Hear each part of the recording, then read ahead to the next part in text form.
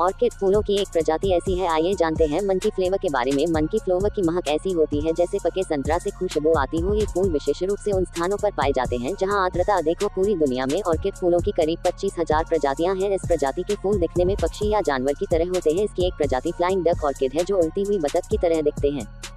दुनिया का सबसे बड़ा ऑर्किड फूल टाइगर ऑर्किड है जिसकी लंबाई करीब 2.5 मीटर तक होती है। वहीं सबसे छोटे फूल का आकार 0.02 इंच ही है। वनीला फ्लेवर भी ऑर्किड प्रजाति के पौधों से ही तैयार किया जाता है। इस प्रजाति के कुछ फूल ऐसे हैं जो कुछ घंटों में ही मुरझा जाते हैं तो कुछ महीने भर खिले रहते हैं। काले रंग को छोड़कर ये फूल सभी रंगों में पाए जाते हैं।